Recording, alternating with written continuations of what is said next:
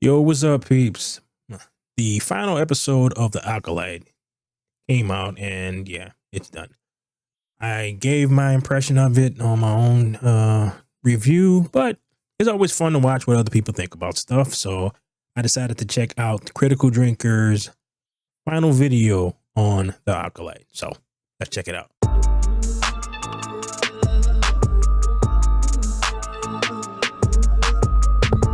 All right, here we go.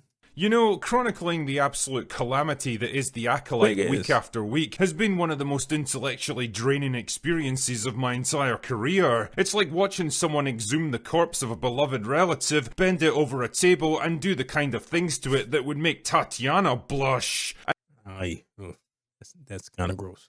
And then having to describe the whole thing in excruciating detail for the entertainment of others. You can't keep getting away with it! Well, this is it. The final episode of this Human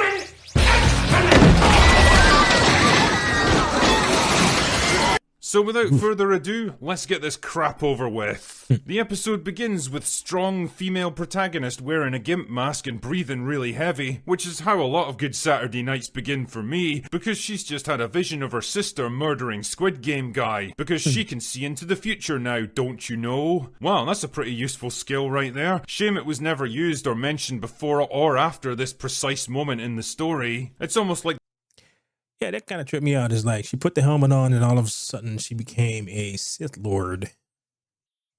You know, because that's great writing, I guess.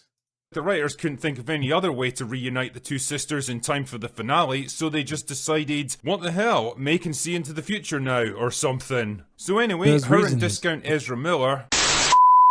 In fact, forget that. This actor's officially getting upgraded to premium Ezra Miller because he's way better than that walking flesh lump ever was. Anyway, the two of them head off to Brend Yeah, it's kind of messed up. Dock to intercept strong female antagonist and Squid Game guy. Because don't you see the dramatic arc that's playing out here? Our story is about to end where it all began. Again, it's like poetry, so if they rhyme. That's right, George. You must be so proud of what's become of your creation. No, he's not. Not even a little bit. Oh yeah, and Darth Plagueis shows up for absolutely no reason, like he's been locked in a cave this whole time and only just found the exit right now. Is he an And according to Star Wars lore, he is somewhere between 15 years and 19 years old at that particular time period. So he should not be lurking any place except for maybe some alien woman's bathroom or something. I don't know. introvert who just wanted to be left alone, or does he get nervous around the ladies? Either way, I think someone better check up on Star Wars theory because I suspect he's about to go full scanners on us. Anyway, flash over to strong female antagonist who's strapped to a table while Squid Game guy does battle with his most formidable opponent yet, the English language. I know So wrong. this is the way you take care of him. And tries to explain what actually happened to the lesbian space witches, but strong female antagonist is more interested in escaping. How exactly is she going to do that, you might ask? Does she have some cunning plan up her sleeve? Some fascinating trick that none of us saw coming? Maybe she's going to use the power of the Force to break free? No. Nah, she just asks Pip to unlock her cuffs. Wow, lucky that Squid Game guy never thought to remove him and that he's somehow able to understand that she needs to unlock her cuffs, considering that he's a very basic droid that's just been reset to his factory settings and has absolutely no idea what's going on right now. It's even... And given the fact that Saul, or Squid Game guy, left her with all these tools still attached, didn't take away anything that she can use as a weapon, knowing that she has been tasked to actually kill him. So again, I like great writing. more lucky that his head also functions as a taser to disable Squid Game guy. I mean, there's just no limits to what this plot device... droid can do. So strong female antagonist bails out into an escape pod, and there's a pointless chase scene which is included just to eat up some screen time before Basil decides that he's on strong female antagonist's side now and disables Squid Game guy's ship so that she can escape. I have listened to other people talk about this, and I've thought about this. They actually give no reason for why this happened. It just, other than the fact that they needed for them to get to the planet. And someone wrote the fact that he was about to shoot her and they couldn't figure out a way to make her escape, which was weird because they're going through the rings of a planet, which are asteroids and rocks and whatnot. And you could have easily had the rocks be larger and have her dodge around them in a way that he couldn't do it because he's in a bigger ship. But I guess that never dawned. It never dawned on them. So, you know. What the actual Christ mother and fuck is going on? Why are you on her side now, you little shithead gerbil-faced arsehole? And why the hell does Squid Game guy leave you aboard the ship when you've clearly proven yourself to be both a traitor and a saboteur? Fuck off, Basil! Oh yeah, and Squid Game guy turns his locator back on purely so that Soy Boy here can report to strong female character number 3. And honestly, I don't know which is more painful at this point. Squid Game guy wrestling with a language that he's clearly not fluent in, or watching this absolute talent vacuum trying to act. I mean, I've at least got more respect for Squid Game guy because he had to learn English specifically for this role, whereas Charisma Vacuum over here has theoretically been acting for decades. Either way, the Jedi are now on their way to Brendok so that the rest of the plot can happen. Fuck it, don't think about it, let's just keep going so we can get this over with. So Premium Ezra Miller and Strong... So just think about that sequence of events, all right? He puts the tracker on, sends a signal. The signal has to go into space, has to go all the way to Coruscant. Someone has to be monitoring the signal. They have to see that it's been lit. Then go find out where the greenhead chick is. Let her know. They have to assemble a squad of people together, find a ship to use, find a pilot for the ship, launch the ship, go from Coruscant to this planet, which is on the outer rim. And they managed to make it there roughly 20 minutes behind him walking from his ship to this place, getting into a fight. Like, it's still daytime. The light that he had when he left his ship is roughly the same as the light that is. So the light didn't change. So it's not like it's nighttime. So they left an entire different solar system, came all the way to this one. And the amount of time it took him to walk from his ship to this place and get into a fight with Smilo Ren. So think about that.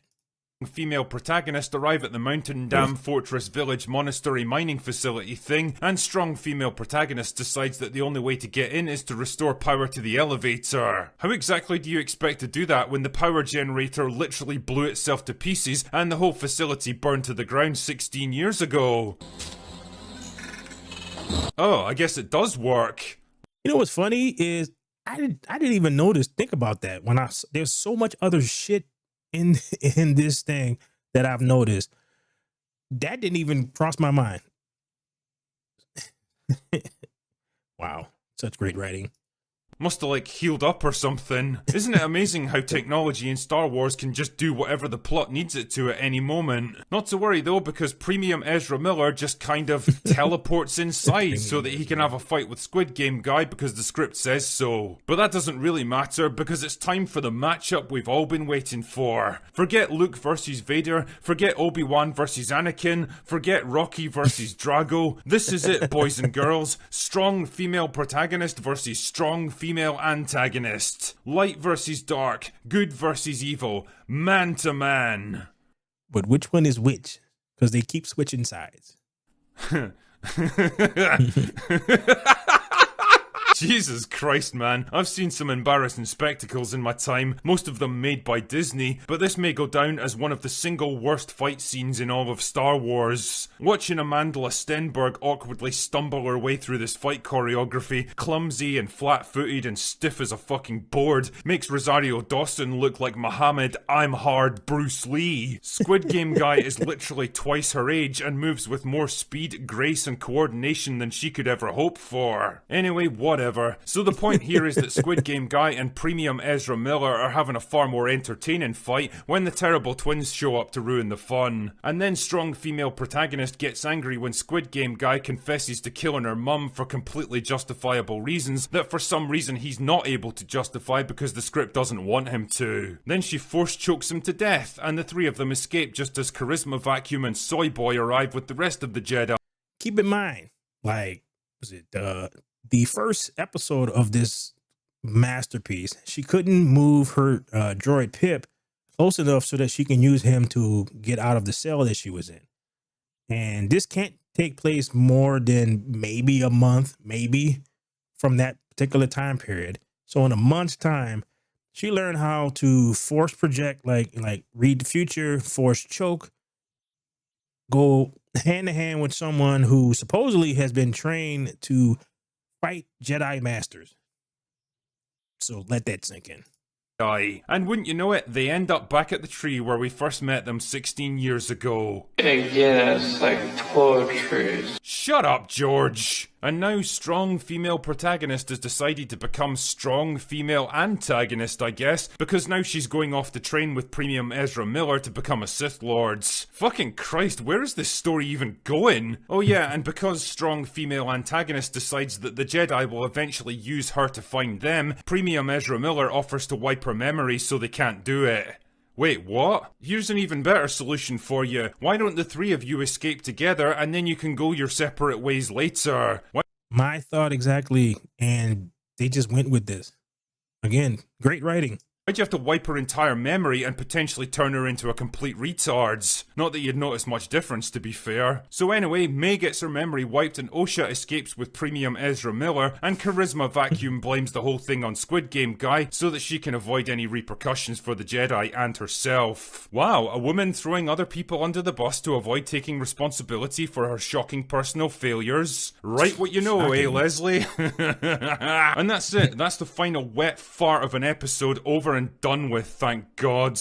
And now that it's all over, the thing I have to ask is, what the fuck was the point in any of this? What was the show even trying to accomplish? What was it trying to say to us as an audience? I honestly felt like I had no idea who the main character was even supposed to be, who the villains were, what anyone was trying to achieve, or whether I was supposed to empathize with them or despise them, because every single aspect of the writing is so god-awful and ass-backwards that there's no reason to care about any of it. Osha goes from being Smilo Ren's prisoner one minute to leading him directly to May the next, even though he's out to kill May and I don't even know what the fuck Osha plans to do with her. May runs away from Squid Game Guy even though she wanted to kill him in the previous episode and knows that he's gonna follow her anyway, so what does she expect to achieve there? And Squid Game Guy ran away from the Jedi in the last episode, but then activates a tracker to lead them straight to him in this one. Why? The finale for any show is supposed to bring together all the various character arcs, plot threads and mysteries to deliver a satisfying conclusion for all of it, but all we get here is a bunch of morally confused characters we don't particularly know or care about, with motivations that change from one scene to the next, all converging on the same place for unknown reasons. And setting aside all the retarded identity politics that are basically just par for the course now with Disney products, the moral framework of this show is completely and utterly fucked. Characters that are supposed to be unmasked as villains have done absolutely nothing to deserve it, while others commit the most despicable acts possible and then get completely forgiven in a matter of minutes because moral relativism. Morality does not function like that, you fucking spam sandwiches. You can't go around killing innocent people who are just doing their jobs and expect the audience to empathize with you later. Whatever you care to define storytelling as, The Acolyte is the exact opposite of it. Nobody who had even a hand in writing this should be allowed within a nautical mile of a writer's room for the rest of their natural lives. It's not just laughably bad from an acting, production and directing point of view, but when you really think about it, it's downright shocking that something like this was even commissioned in the first place. Any studio head with an ounce of common sense would have taken one look at this script and deposited it in the nearest landfill, but I guess things work very differently at Lucasfilm. Instead, this is what we got. A $180 million joke that's done nothing except further destroy an already crippled brand and unite the entire internet in absolute mockery and disgust. Just another shit Star Wars project to add to the ever-growing list, destined to be forgotten within days of it being over. And as far as I'm concerned, good riddance. See you in hell, Acolyte. Anyway, that's all I've got for today. Go away now. Yeah, that's basically what we came to in terms of our conclusion. The person who wrote this doesn't seem to understand the barest things about telling a story. There are plenty of books that have been written over the years that explain basic story structure. And my thing is like, if you're going to write science fiction, you should understand science in some aspect, because it actually will help with the story that you're trying to tell. Like I said before, they didn't really understand that the rings around a planet are made up of like rocks, and you could have just made them bigger so that because May was in a smaller ship, she can maneuver around them much better than Soul can, and therefore you didn't have to do the thing with the hamster dude sabotaging the ship for no reason, because you could have still went to the planet and he would have been behind her and followed her, because he followed her anyway. And there's another aspect that he didn't talk about, the fact that they don't need the tracker. In this particular episode, you see two Jedi Masters use the Force to track Osha and May. You actually watch them do that, so they don't need the tracker. So he had zero purpose in this series at all. But as far as I'm concerned, like, as long as Disney keeps the license and they keep making Star Wars, I'm not interested. I have plenty of books, movies, and whatnot, and like cartoons and all the stuff that was written that was done before Disney bought it, so I can just enjoy that. So Star Wars is not necessarily dead for me, but Disney Star Wars, yes. I don't know. If this thing manages to get a season 2, I'm kind of whether or not I'll check it out, but So please like, share, and subscribe, and all that fun stuff. And if you want to get more of what myself and my partner thought about this, please check out the our own review of this. It's on our channel. I will try to put a link or something at the end of this. So like I said, please like, share, and subscribe, and all that fun stuff. And I am out. Peace.